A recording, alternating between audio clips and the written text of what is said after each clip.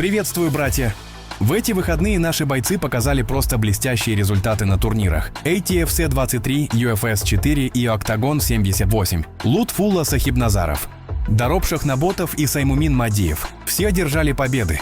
Начну с Лутфулла Сахибназарова. Его соперником был Амир Холмуминов. Лутфулла сразу же в первом раунде перевел поединок в партер. Амир, конечно, пытался сопротивляться и даже ненадолго перехватил инициативу в середине раунда, но наш боец уверенно навязал свою игру.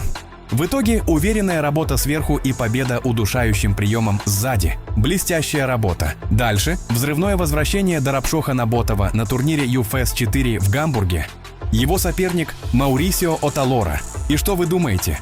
Первый раунд – точное попадание, и Маурисио падает. Без шансов. Мощный нокаут. На турнире Octagon 78 в Алматы Саймумин Мадиев одержал уверенную победу над Элмиром Джафаровым техническим нокаутом. Соперник отказался выйти на второй раунд. Мощное выступление всех наших бойцов. Поздравляем с победами. А теперь к грядущим поединкам. В сентябре нас ждет еще больше огня.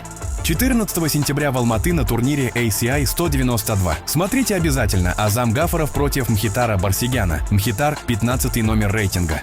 Что победа над ним даст Азаму? Прямой путь к чемпионству? Вполне возможно. Если Азам уверенно победит, Лига может дать ему чемпионский бой против Азамата Пшукова. Напомню, ранее Азам уже побеждал Азамата нокаутом во втором раунде. Я считаю, что и Азамату этот реванш будет интересен. А вы как думаете, братья? Увидим ли мы этот долгожданный бой? Пишите ваше мнение в комментариях. Также на этом турнире Бехруз Зухуров против Мурада Магомедова. Серьезный соперник для Бехруза, но мы верим в нашего бойца.